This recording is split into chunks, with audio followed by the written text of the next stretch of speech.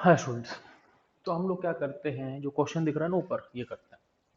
तो ये क्वेश्चन जो है, ये है जो भी, तो एक सिंपल सा क्वेश्चन करते हैं, फिर थोड़ा और मुश्किल करते हैं, देखते हैं। ये दो ब्लॉक्स हैं, उसको मैं 2 मीटर पर सेकंड स्क्वायर से खींच रहा हूँ, इसकी एक्सेलरेशन क्या होगी। ठीक है, let's start with the question. तो हम लोग कुछ पॉइंट्स ले लेते हैं, 1 2 3 4 5 6। ठीक है भाई, और इन 6 पॉइंट लगाते हैं सिग्मा ए बराबर 0। ठीक है, ये ब्लॉक 2 से चल रहा है, तो एक उसी पे पॉइंट है, तो एक 2 से आगे जा रहा है। अब एक का मतलब 1 से 2 की लेंथ। एक्चुअली आप इसीलिए करते का फिर बता दूं, L1 L2 L3 तीन लेंथ लेते हो। तो L1 जो है एक और 2 के बीच की दूरी, तो एक का मतलब एक और 2 के बीच की दूरी। अब एक राइट जा रहा है, तो बेसिकली वो एक और 2 के बीच की दूरी बढ़ा रहा है, तो +2 कर लो। 2 की बात करोगे तो ये इस इधर आ रहा है, तो इसको इस इधर मान लो। 2 का कितना हो जाएगा, -है। 3 का कितना हो जाएगा, -है। 4, अब ध्यान रखना वो 2 से इधर जा रहा है, तो ये 2 मीटर पर सेकंड स्क्वायर इधर हो गया। ठीक है, तो ये इधर जा रहा है, तो 4 जो है, 4 का +2 हो जाएगा। अब 5 की बात करो, 5 और 6, तो 5 इधर जा रहा है, तो 5 से 6 के बीच में +2। ठीक है, और 6 का कितना होगा, 0, बराबर कितना हो गया, 0। अब मेरे पास कितना हो गया बच्चों, मेरे पास हो गया 2a बराबर 2 + 2 + 2 6 हो गया। ए कितना हो गया, 3 मीटर पर सेकंड स्क्वायर। तो इसका acceleration 3 metre per second square हो गया। ये पहला क्वेश्चन हो गया। अब इससे थोड़ा कॉम्प्लेक्स क्वेश्चन करते हैं, let's see what can we do. मैं मिटा रहा हूँ, आप लोग फटाफट लिख लो। बरसेगा सावन।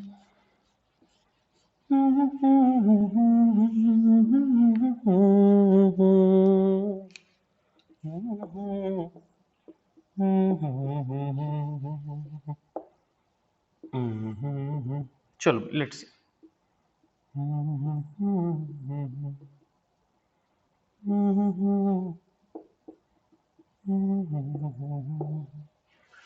अब ये क्वेश्चन है, ठीक है, मान लो ये 4 मीटर पर सेकंड स्क्वायर से चल रहा है। तो दो क्वेश्चन के पार्ट हैं कि इसका एक्सेलरेशन क्या होगा, और दूसरा क्वेश्चन का पार्ट है, अगर मैं एक पॉइंट P यहाँ बना दूं धागे पे, P इज ऑन धागा, तो P इज पॉइंट ऑन धागा।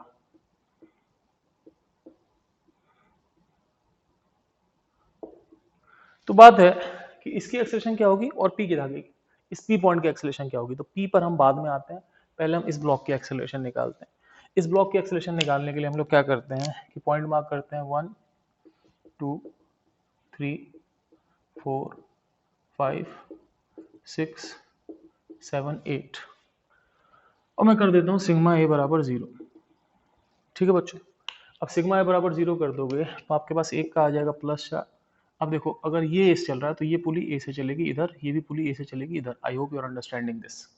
ठीक है बच्चों, अब ए से इधर चलेगी तो -है, 3 का भी कितना होगा, -है, 4 का। अब देखना वो 4 चल रहा है, तो बेसिकली ये पुली भी 4 से चलेगी। तो ये 4 चली, तो 4 वाला 4 से आगे बढ़ रहा है, तो 4 हो गया। देखो 3 से 4, तो 3 ने ए कम किया, 4 ने 4 बढ़ाया। ठीक है, अब ऐसे ही 5 से 6, 5 चल रहा है 4 से +4, और 6 चल रहा है इधर, कितना, -है।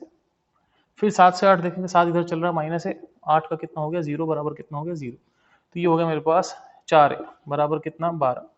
ए कितना हो गया, 3 मीटर पर सेकंड स्क्वायर। ठीक है, तो इसका एक्सेलरेशन हो गया 3 metre per second square.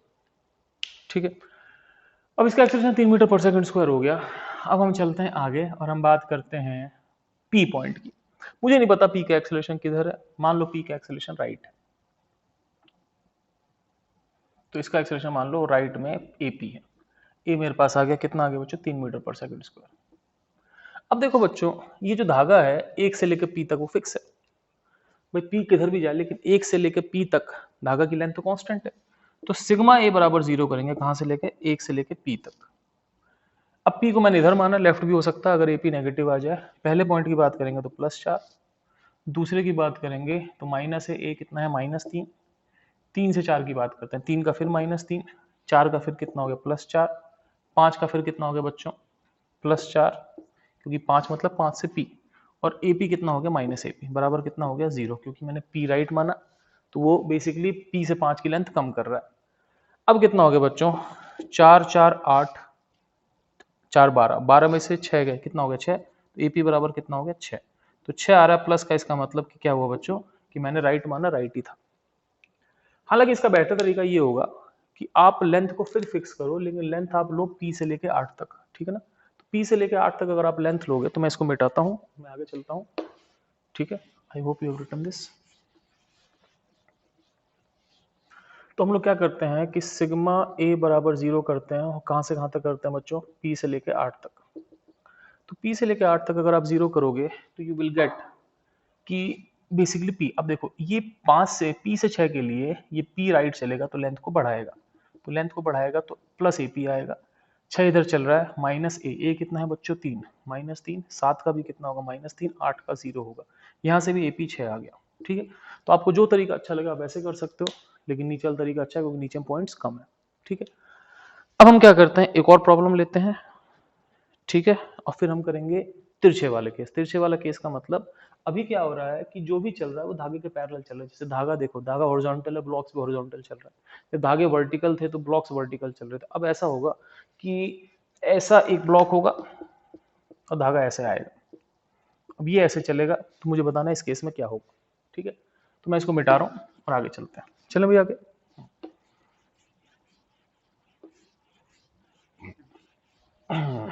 I hope you have written it, नहीं रिटन है तो प्लीज पीछे जाएं, पॉज करें और लिखें। अगला क्वेश्चन ऐसा है कि सपोज, क्वेश्चन सिंपल है, क्वेश्चन में कुछ नहीं है। क्वेश्चन मान लो ऐसा है कि एक ब्लॉक ये रहा,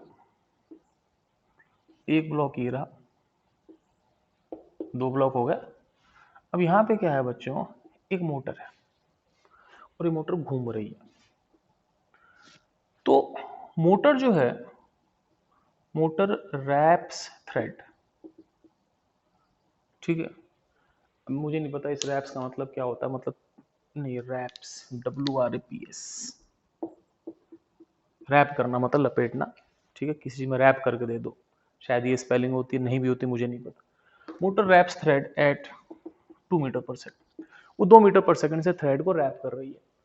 अब क्वेश्चन ये है कि अगर इसकी वेलोसिटी 4 मीटर पर सेकंड है तो इसकी वेलोसिटी क्या होगी, ठीक है। अब इस सवाल को करने के दो तरीके हैं। पहला तरीका क्या है मैं समझाता हूँ। 1 2 3 4, 4 पॉइंट ले लिए, ये L1 है, L2 है। जो लेंथ है वो L1 plus L2 plus pi are होगी, पाई आर ही होगी।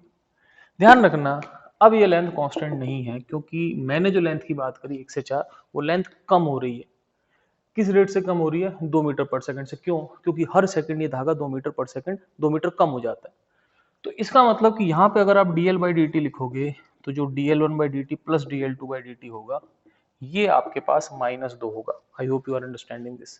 ये चीज आपके पास +2 नहीं, 0 नहीं, -2 होगा, समझ रहे हो, क्योंकि ये लेंथ हर सेकंड 2 कम हो जा रही है।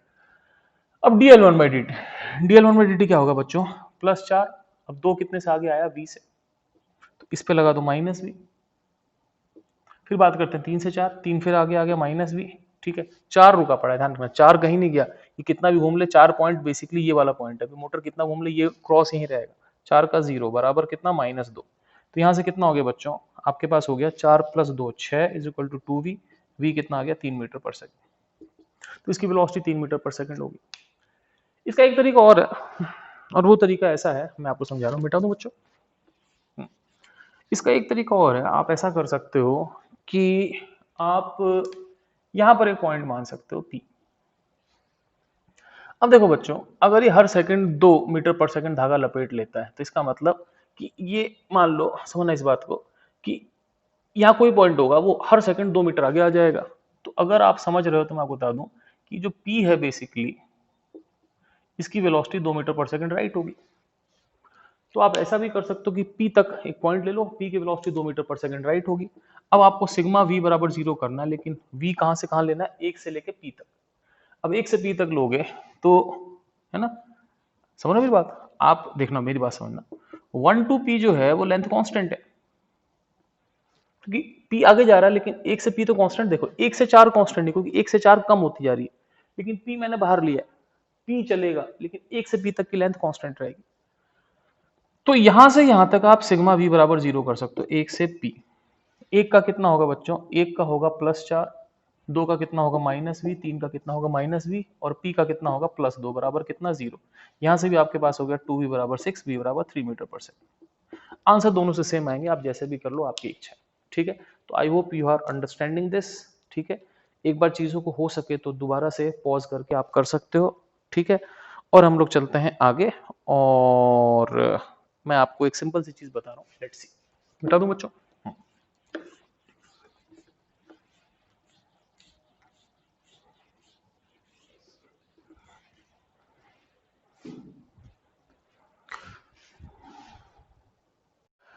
हाय, तो चलते हैं आगे। अब मैं आपको बता रहा हूँ तिरछा कंस्ट्रेंट। अब तिरछा कंस्ट्रेंट क्या होता है, लेट मी एक्सप्लेन।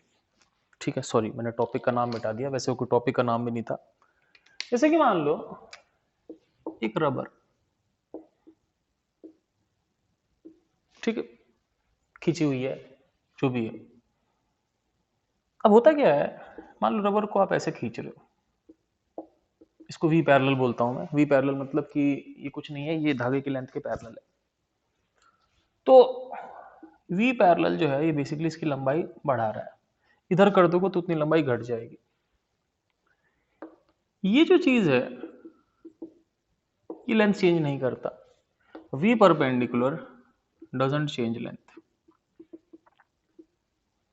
ये लेंथ चेंज नहीं करता, इट जस्ट घुमाउस, ये केवल घुमाता है, लंबाई नहीं बदलता। फॉर एग्जाम्पल मैं आपको समझाता हूँ। जैसे कि मान लो आप एक चीज की सर्कुलर मोशन कर दो, सर्कुलर मोशन करोगे तो हमेशा जो वेलोसिटी है वो धागे की लंबाई के परपेंडिकुलर है। तो क्योंकि वेलोसिटी हमेशा परपेंडिकुलर है, इसीलिए आप देखोगे कि हमेशा लंबाई कांस्टेंट रहती है। आप ऐसा समझ लो कि कोई चीज एक्स में है, एक चीज वाई में, वाई वाली चीज एक्स पे फर्क नहीं डालती, तो परपेंडिकुलर वाली चीज कभी भी फर्क नहीं डालती। ठीक है, तो ये घुमाने का काम करता है, ये लेंथ चेंज करने का काम करता है। I hope you understand this. मैं मिटा रहा हूँ, लिख लो। अब देखो भाई, मैं आपसे क्या कह रहा हूँ, मैं आपसे सिंपल ये कह रहा हूँ कि सपोज आपको कभी भी ऐसा कुछ केस दिया हो कि एक चीज की वेलोसिटी इधर है, मान लो वेलोसिटी 10 मीटर पर सेकंड, मान लो ये एंगल 53 डिग्री है, ये कोई रबर है, तो इसकी वेलोसिटी के दो कंपोनेंट होंगे, 10 cos 53 6 और 10 sin 53 8। ध्यान रखना ये केवल घुमा रहा है,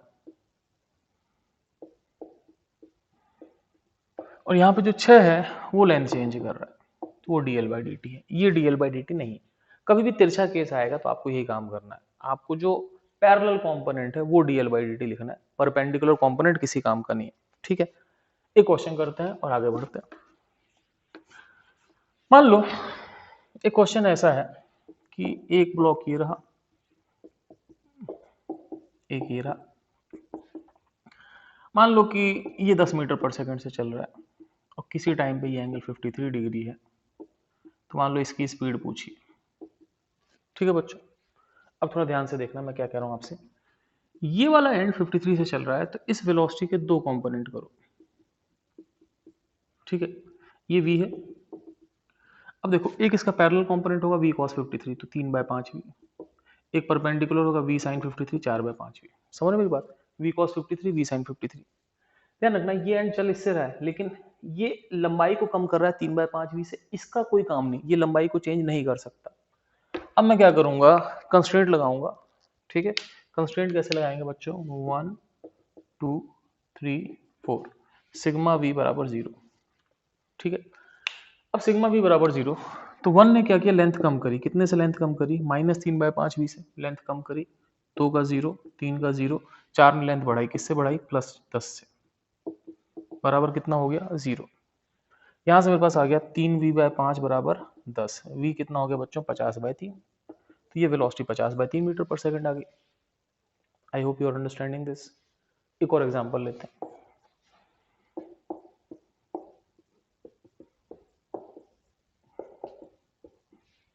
मान लो अब के आप इसको इधर खींच रहे हो और ये एंगल 37 डिग्री है। ठीक है, और ये ऊपर आएगा, इसकी स्पीड बतानी है। करना क्या है कि धागे की लेंथ बना लो। तो बेसिकली एक धागे के पैरेलल एक्सिस बनानी, एक परपेंडिकुलर। अब देखो ये 37 है तो ये भी 37 होगा, तो इसके दो कंपोनेंट करते हैं, 20 cos 37, 20 cos 37 कितना होगा बच्चों, cos 37 होता है 4/5, 16 मीटर पर सेकंड, और 20 sin 37, 20 into 3/5, I think 12 metre per second. अब ध्यान रखना 1 2 3 4, 4 पॉइंट हो गए आपके पास। अब ध्यान रखना 1 जो है बेसिकली 1 क्या कर रहा है, 1 देखो ये वाली वेलोसिटी कुछ नहीं कर रही, इसको घुमा रही है, लेंथ के परपेंडिकुलर है ये, तो ये 1 क्या कर रहा है इस केस में, 1 जो है 1 से 2 की लेंथ बढ़ा रहा है, कितने से बढ़ा रहा है, 16 से। तो जब मैं सिग्मा v बराबर 0 करूंगा तो 1 की हो जाएगी +16, 2 की 0, 3 की 0 और 4 की -v बराबर 0। ठीक है, तो v बराबर कितना आ जाएगा, 16 मीटर पर सेकंड। ठीक है बच्चों, सिंपल। दोनों को तिरछा कर देते हैं, मिटा दूं बच्चों, मिटा रहा हूं।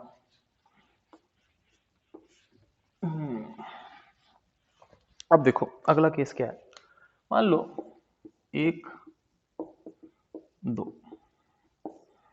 बरसेगा सावन, मिटा दूं राइट।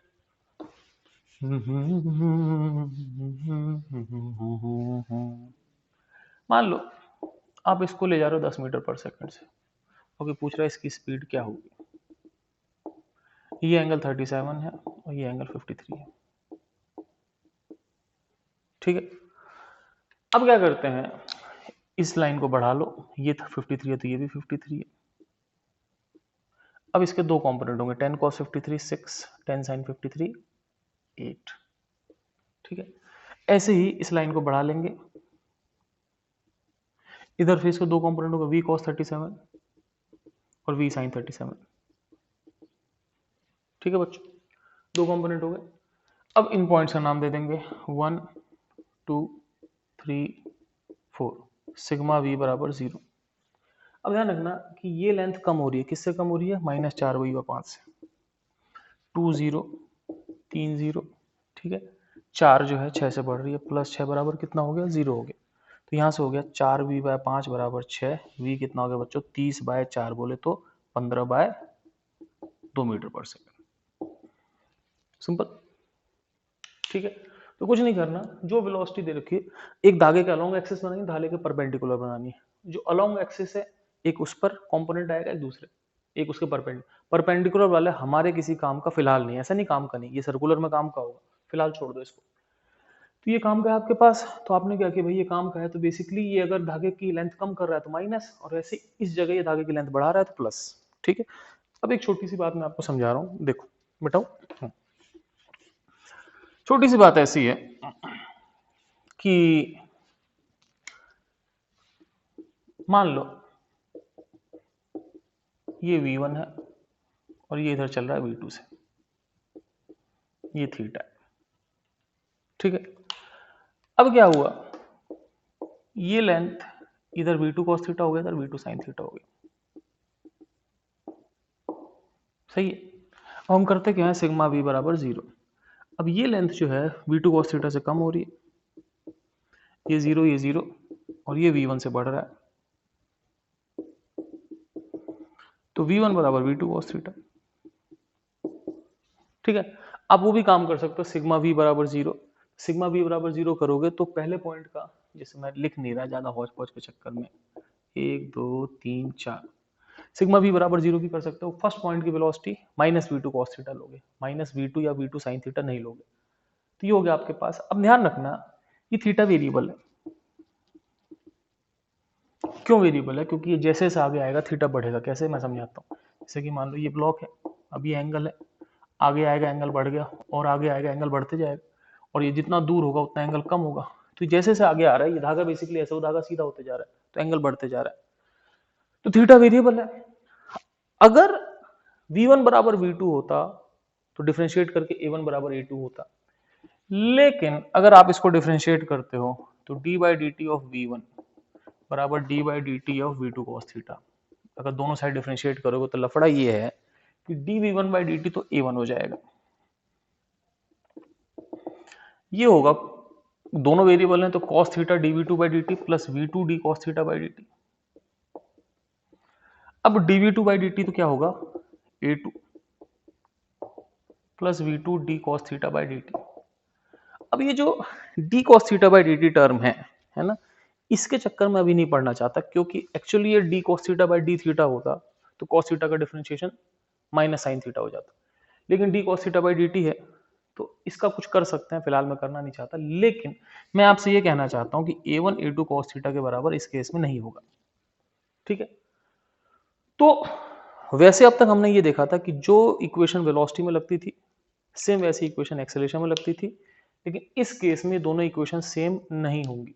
हाँ, एक केस में सेम हो सकती है कि मान लो जैसे v2 आपके पास जिस समय जीरो हो, just at the starting of motion, जब v2 जीरो हो तो सेम हो भी सकती है, ठीक है ना, तो उस केस में आप खुद देख लें, लेकिन इन जनरल है ना ये बराबर नहीं होते, इन जनरल है ना। ऑल दो मैं ये कह रहा हूँ, ऑल दो